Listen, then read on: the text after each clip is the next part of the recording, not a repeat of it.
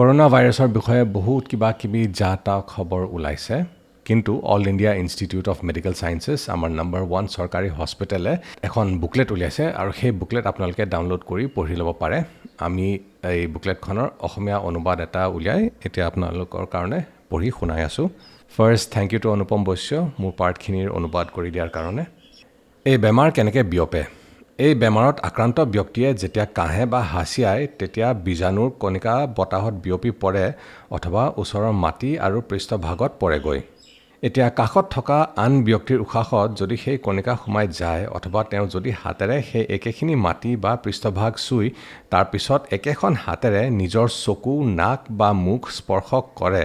তেন্তে আন ব্যক্তিজনো আক্ৰান্ত হ'ব পাৰে আক্ৰান্ত হোৱাৰ সম্ভাৱনা বেছি হয় যদিহে দুইজন ব্যক্তিৰ মাজত থকা দূৰত্ব 1 মিটাৰতকৈ কম হয় এই বেমাৰত আক্ৰান্ত ব্যক্তিৰ কি হয় সৰহসংখ্যক আক্ৰান্ত ব্যক্তিকেই অৰ্থাৎ 80%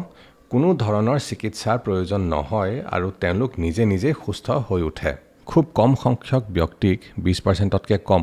হস্পিটেলত চিকিৎসাৰ প্ৰয়োজন হ'ব পাৰে আগৰে পৰা আন কিবা বেমাৰত ভুগি থকা একেবাৰে কম সংখ্যক কিছু ব্যক্তিক আইচিইউত ৰখাৰ প্ৰয়োজন হ'ব পাৰে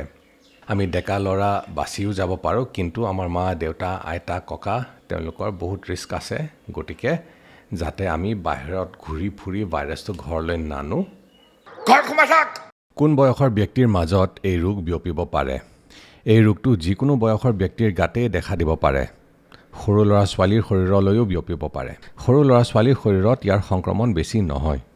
বয়োজ্যেষ্ঠ ব্যক্তিসকলৰ ক্ষেত্ৰত অথবা হাই ব্লাড প্ৰেছাৰ হাৰ্টৰ অসুখ হাঁওফাঁওৰ অসুখ কেঞ্চাৰ বা ডায়েবেটিছত অলৰেডি ভুগি থকা ৰোগীক এই বেমাৰটোৱে আটাইতকৈ বেছি ক্ষতি কৰিব পাৰে কৰোনা ভাইৰাছ সাৰফেচৰ ওপৰত বা আন কোনো বস্তুৰ ওপৰত কিমান দিনলৈকে জীয়াই থাকিব পাৰে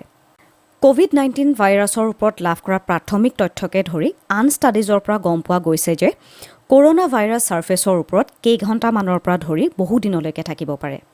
যদি আপুনি ভাবে যে সাৰফেচখন সংক্ৰমিত হ'ব পাৰে তেন্তে সাধাৰণ বীজাণুনাশক ব্যৱহাৰ কৰি পৰিষ্কাৰ কৰি পেলাওক এলকহল বেছড হেণ্ড ৰাব ব্যৱহাৰ কৰি নিজৰ হাত পৰিষ্কাৰ কৰক অথবা চাবোন আৰু পানী ব্যৱহাৰ কৰি ভালদৰে ধুৱক নিজৰ চকু মুখ বা নাক চুই থকাৰ পৰা বিৰত থাকক সাধাৰণ লক্ষণবোৰ কি সাধাৰণ লক্ষণবোৰৰ ভিতৰত আছে জ্বৰ ডিঙিৰ বিষ কাহ আৰু উশাহ চুটি হোৱা এই লক্ষণবোৰ সাধাৰণ পানী লগা ইনফ্লুৱেঞ্জা আদিৰ দৰে ভাইৰেল ইনফেকশ্যনৰ লক্ষণবোৰৰ দৰে একেই হয় মই কাৰ সৈতে আলোচনা কৰা উচিত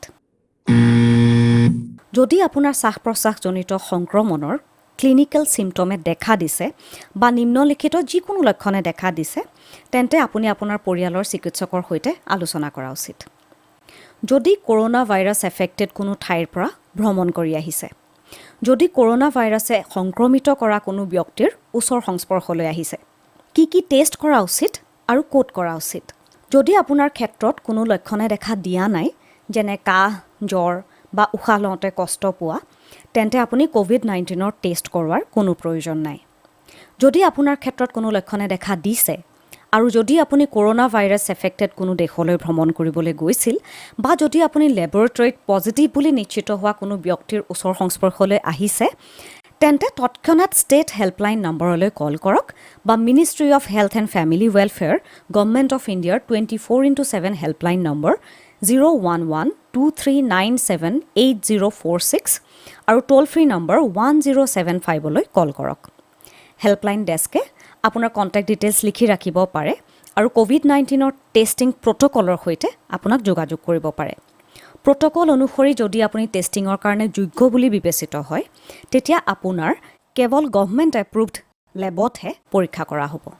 কৰোনা ভাইৰাছ সংক্ৰমণৰ চিকিৎসাৰ বাবে কিবা প্ৰকাৰৰ ঔষধ আছেনে নাই কৰোনা ভাইৰাছৰ সংক্ৰমণৰ বিপৰীতে কোনো এণ্টিভাইৰেল ঔষধৰ এতিয়ালৈকে আৱিষ্কাৰ হোৱা নাই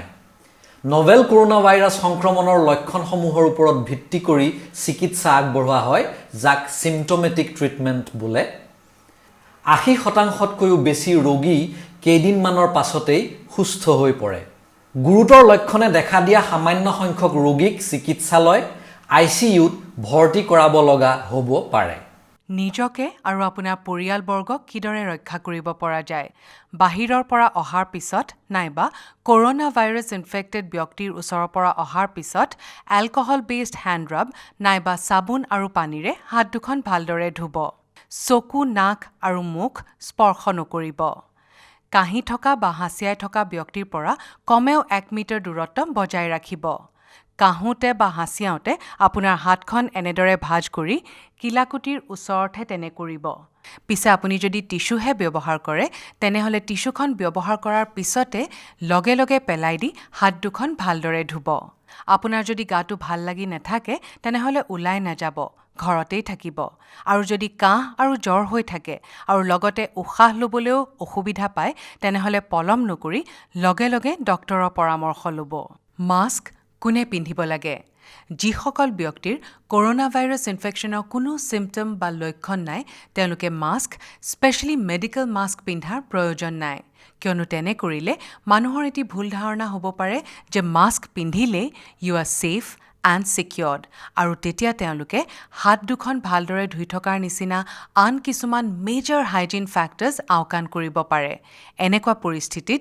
বেছি এফেক্টিভ ব্যৱস্থাবোৰ হ'ল 20 ছেকেণ্ডৰ বাবে আপোনাৰ হাত দুখন ভালদৰে চাবোন আৰু পানীৰে ফ্ৰিকুৱেণ্টলি ধুই থাকিব 70% এলকহল বেছড হেণ্ড ছেনিটাইজাৰো 20 ছেকেণ্ডৰ বাবে ব্যৱহাৰ কৰিব পাৰে স্বাস্থ্যকৰ্মীৰ বাহিৰে আন কোনে আৰু কেতিয়া মেডিকেল মাস্ক ব্যৱহাৰ কৰিব লাগে জ্বৰ বা কাহ হ'লে 3 লেয়াৰ্ড মেডিকেল মাস্ক ব্যৱহাৰ কৰিব লাগে যাতে আনলৈ ইনফেকশ্যন স্প্ৰেড নকৰে লগতে হাত দুখন ভালদৰে ধুই থকাটো সমানেই জৰুৰী হেল্থ কেয়াৰ চেণ্টাৰলৈ যাবলগীয়া হ'লে মেডিকেল মাস্ক ব্যৱহাৰ কৰাটো জৰুৰী যদি আপুনি ৰোগীৰ শুশ্ৰূষা কৰে তেতিয়াও মেডিকেল মাস্ক ব্যৱহাৰ কৰাটো জৰুৰী যদি কৰোনা ভাইৰাছ ইনফেকশ্যনৰ ছাছপেক্টেড বা কনফাৰ্মড ৰোগীয়ে ঘৰতে চিকিৎসা লৈ আছে তেনেহ'লে সেই ঘৰৰ সকলোৱে 3 লেয়াৰ্ড মেডিকেল মাস্ক ব্যৱহাৰ কৰাটো অত্যন্ত জৰুৰী হেণ্ড ছেনিটাইজাৰৰ কি কাম আপুনি যদি কৰোনাত আক্ৰান্ত ব্যক্তিৰ শুশ্ৰূষা কৰি আছে তেন্তে হেণ্ড ছেনিটাইজাৰ ব্যৱহাৰ কৰক সাধাৰণ অৱস্থাত নিয়মিত সময়ৰ মূৰে মূৰে চাবোন পানীৰে 20 ছেকেণ্ড ভালকৈ ঘঁহি হাত ধুৱক